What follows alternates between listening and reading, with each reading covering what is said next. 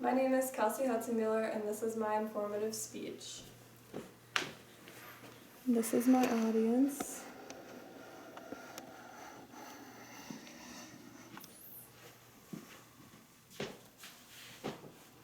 Going out to dinner with family or friends might seem like a harmless event to 92% of Americans, but the other 8% face a potentially dangerous situation. A simple dessert could mean skin covered in hives, or a plate of Alfredo could result in trouble breathing. Millions of Americans are affected by food allergies and are faced potential fatal obstacles in life. A food allergy reaction occurs when a person's immune system overreacts to a certain food, treating it as a foreign material. Your immune system produces antibodies that defend against foreign substances.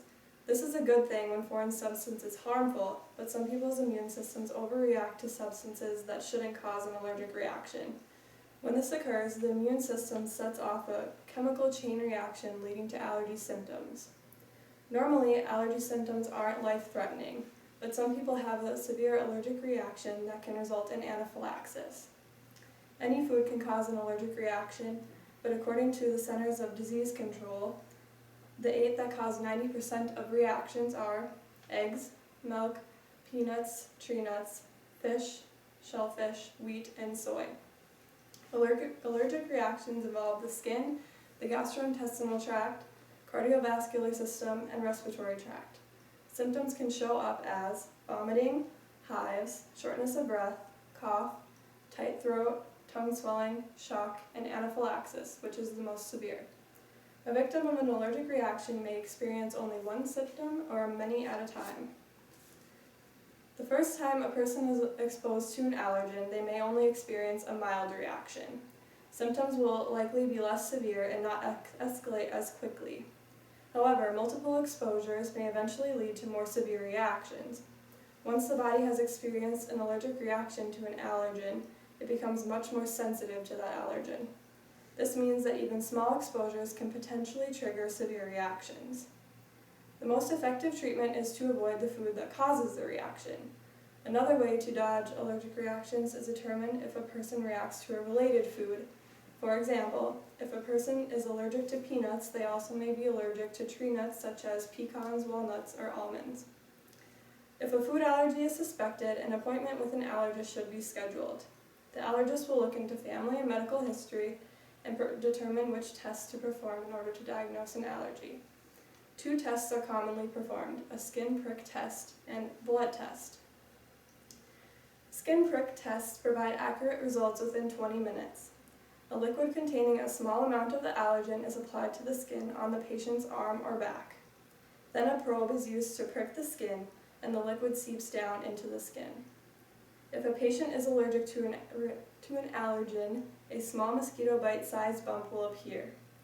If any food allergens don't produce a reaction, they are totally ruled out, while any allergen that causes even the smallest reaction is a potential allergy. In some cases, an allergist may conduct an oral food challenge.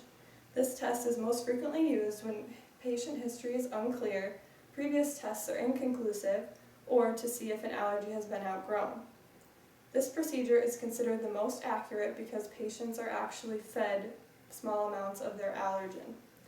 Under strict medical supervision, a patient is observed to determine whether an allergic reaction occurs or not. After conducting tests, an allergist will come to a diagnosis. Because of the fact that symptoms can range from life-threatening and reactions differ from exposure to exposure, allergists don't like to classify patients as mildly or severely allergic. A person who has only experienced mild symptoms in the past may suddenly experience life-threatening reactions called anaphylaxis.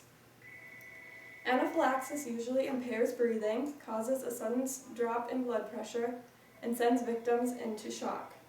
The only treatment proven to be effective against anaphylaxis is epinephrine or adrenaline. Once diagnosed, an epinephrine autoinjector should be prescribed by the doctor and always kept close at hand. Keeping track of expiration dates is important to ensure that the dose will be effective if it's needed. It is also recommended to have 2 doses available at all times in case a reaction recurs. An autoinjector should be used immediately if symptoms such as shortness of breath, coughing, hives, trouble breathing, or swallowing occur. If it is not certain that the victim is having an allergic reaction, use the epinephrine anyway. The benefits of epinephrine far outweigh the risk of an unnecessary dose.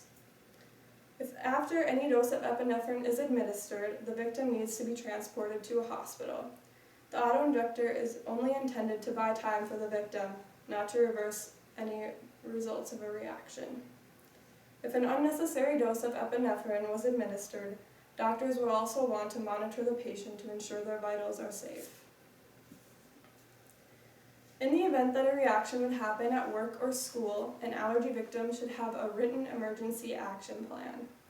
In addition, the person and anyone responsible for supervising them should be trained on how to use an EpiPen. With food allergies on the rise all over the country, allergens are becoming a real concern in schools.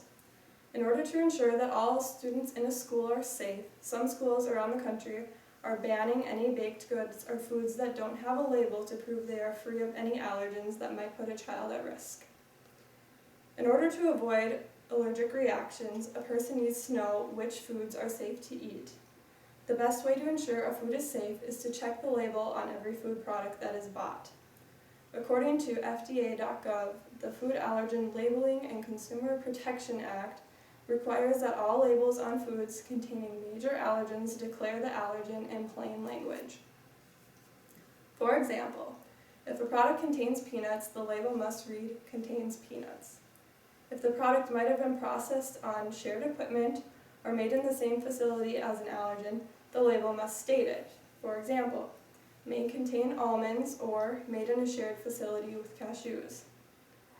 Research on whether allergies can be prevented is very controversial. According to the American Academy of Pediatrics, studies show that feeding solid food to young babies could promote allergies. Newer, not yet proven data suggests that introducing certain foods in a baby's first year can help a child tolerate the food. With these studies contradicting each other, determining whether allergies can be avoided remains confusing. Avoiding allergens is easier said than done. A person might be in danger every time they step outside depending on their allergy. Being informed about symptoms, treatment, diagnosis, and avoidance of allergy triggers, allergy victims can avoid potentially life-threatening situations.